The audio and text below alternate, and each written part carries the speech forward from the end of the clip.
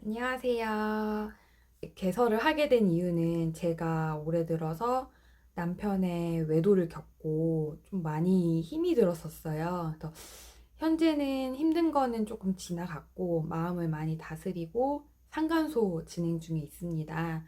그래서 이제 저 같은 경우에는 전혀 모두들 그렇겠지만 전혀 남편의 외도를 예상하지 못한 채로 이게 받아들이게 됐기 때문에 충격이 굉장히 컸어요. 굉장히 컸고 워낙에 믿었던 사람이었기 때문에 제가 얘기하면 돌아올 줄 알았지만 결국 돌아오지 않았고 이제 많이 힘들어하고 그러면서 이제 상간소라는 걸 알게 돼서 증거를 진행을 하게 됐는데요. 사실 상간소를 진행을 해도 예전 몇 년 전처럼 형사 쪽으로 진행되는 게 아니고 민사소송으로 돌아가기 때문에 위자료도 그렇게 크지는 않아요. 그래서 이제 이게 형사처벌이 안 되다 보니까 오히려 주변에서도 더 만연하게 된 게 아닌가 뭐 이런 생각도 들 정도로 위자료가 크지는 않더라고요. 다만 이제 상간소를 진행을 하게 되면 판결문이라는 게 나오기도 하고 그리고 제가 깨달은 게 있다면 절대 상간소를 하지 않으면 그 남편이나 아내의 외도는 끝나지를 않아요. 사실 상간소를 한다고 해도 끝나는 경우도 있지만 끝나지 않는 경우도 굉장히 많더라고요. 그래도 할 수 있는 한 최선을 다해서 이제 합법적인 방법으로 상간소를 진행을 할 수 있는 어, 그런 과정을 제가 하고 있기 때문에 그런 뭐 과정이라든지 감정의 변화라든지 이런 거를 좀 공유를 하고 싶고 또 저도 아직 끝난 상태가 아니기 때문에 이런 일을 겪고 계신 분들이랑 좀 소통도 하고 그러기 위해서 채널을 개설을 하게 되었어요.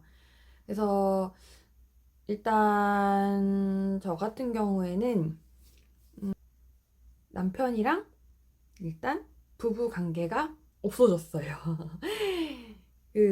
원래도 근데 그렇게 관계가 많진 않아요. 결혼 생활이 오래되면 보통 리스가 된다고 하잖아요. 저희는 리스는 아니었지만 좀 적어졌어요. 그리고 가장 큰 특징이 짜증을 저한테 많이 냈어요. 별게 아닌데요. 이게 하늘 일이 아닌데? 왜 화를 내지? 그렇게 화를 내더라고요.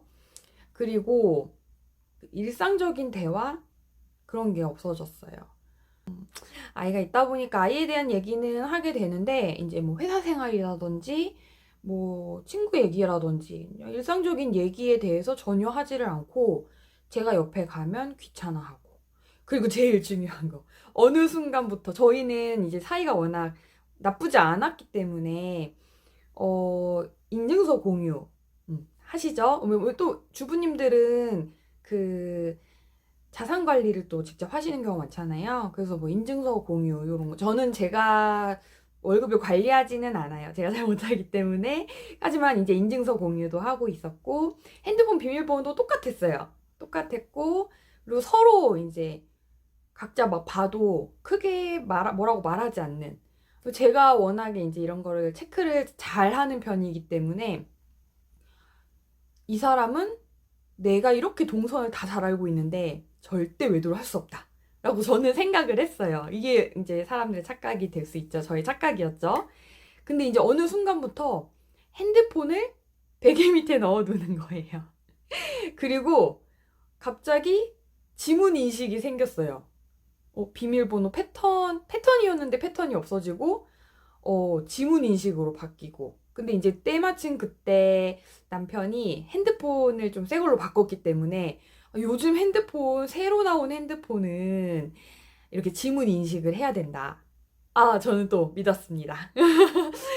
그래, 그러면, 그렇게 할게 이랬는데 이제 아무래도 가끔 이제 뭐, 다른 사람의 핸드폰이 필요할 때가 있잖아요. 뭐 제 핸드폰 다른 거 뭐 하고 있다던가 이럴 때. 그래서 빌려달라고 하면 굉장히 당황을 하는 거예요. 왜 이렇게까지 이 사람이 당황을 하지? 내가 그냥 핸드폰 카메라만 좀 사용하겠다는데 왜 이렇게 당황을 하지? 그런 생각을 했었죠. 뭐 다 이제 외도를 진행하고 있었기 때문에 그런 반응이 나왔던 거고.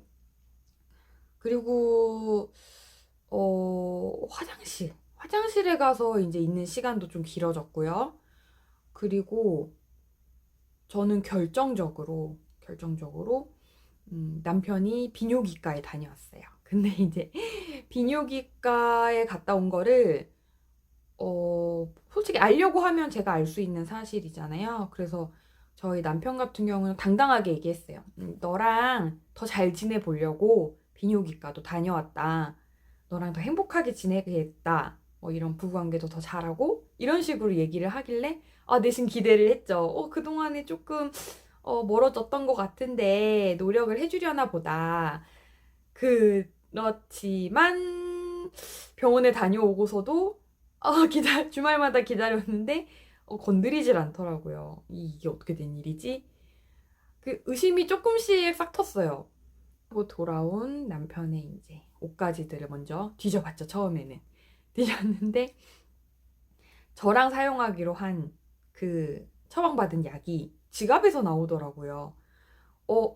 이거는 뭔가 잘못됐다 싶었죠.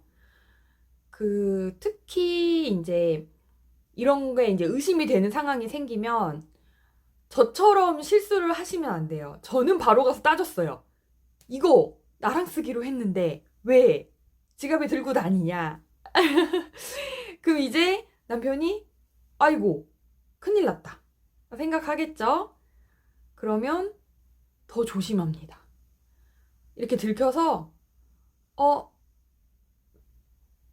이렇게 하면 안 되는 거겠다. 얘한테 상처를 주면 안 되는 거겠다. 이렇게 생각하는 게 아니고 치밀해져요. 근데 저 같은 경우는 바로바로 해결을 해야 되는 스타일이고 워낙에 믿고 있었고 그리고 궁금한 거 못 참으니까 바로 가서 다 따졌죠. 근데 이제 거짓말을 또 합니다. 우리 여성분들, 남성분들 어쨌든 배우자를 엄청 믿고 있잖아요. 믿어져요. 거짓말 하는데 찜찜한 기분이 들긴 하는데 믿어집니다. 너가 그래서 거기에 넣고 다녔구나. 오히려 뻔뻔하게 저한테 얘기하더라고요. 내가 늘 이거를 가지고 너를 기다렸는데 너는 이제 아기랑 자는이라고 나한테 안 오지 않았냐. 네가 잘못한 거다. 자기는 기다렸다. 오히려 이렇게 이제 내 탓인 것처럼 몰아가더라고요. 그래서 아니 모르고 지내는 분들도 많겠다.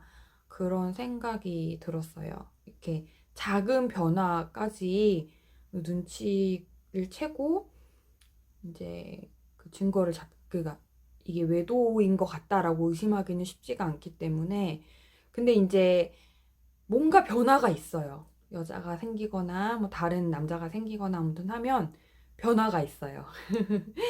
그렇기 때문에 주의 깊게 잘 살펴봐야 되고 그리고 절대 의심 가는 상황에서 먼저 말을 하면 안 된다. 왜냐면 상간소를 진행하려면 증거가 정말 많이 필요해요. 그냥 그냥 카톡 내용 뭐 아니면 음 그냥 둘이 좀 만났던 것 같다. 만났던 상황, 만났던 사진 이런 걸로는 이길 수는 있지만 위자료가 100만 원, 500만 원, 1000만 원 미만으로 그렇게 나올 수도 있고 그러니까 증거를 굉장히 많이 모아야 돼요. 그쪽에서도 변호사를 선임하고 하기 때문에 증거를 많이 모아야 되는데 초반부터 계속 의심을 하는 모습을 보여주게 되면 남편이 자꾸 숨어요. 저 같은 경우는 이제 제 남편이니까 남편이라고 얘기하는데 이제 배우자도 다 마찬가지입니다. 숨어요. 숨기 때문에 조심해야 돼요. 그러니까 처음에 이제 의심이 간다라고 하면 한두 번은 저처럼 할 수 있어요. 근데 세네 번 증거까지 막 집착하고 따지고 그러면 절대 안 됩니다. 아무튼 채널 개설하게 되면서 첫 번째 영상을 찍어 보았는데 저도 굉장히 많이 힘든 시간을 보내고 있고 아직도 정신과 약을 먹고 있고요. 그래서 좀 이런 경험을 나누면서 그 혼자만의 일이잖아요. 어디 누구한테 말도 못하고.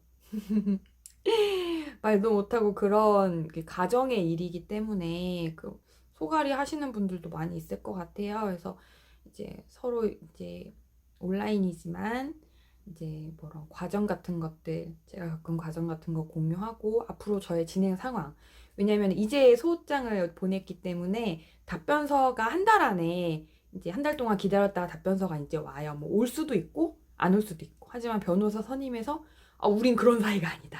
뭐 이런 식으로 뭐 작성하는 경우가 보통 받게 되는 경우가 많겠죠. 그래서 저는 이제 한 달 동안 기다리는 입장이기 때문에 그 사이사이에 이제 영상을 찍어서 공유도 하고 이제 얘기도 서로 나누고 이런 취지로 개설하게 됐습니다. 다 마인드 컨트롤, 포커 페이스 굉장히 중요한데 못합니다. 그래서 이제 제 얘기를 먼저 들으면서 그런 상황이 생길 수 있구나. 이런 거를 좀 먼저 저 같은 실수를 하지 않으셨으면 하는 바람에서 채널을 개설을 하게 되었습니다. 앞으로도 잘 부탁드려요.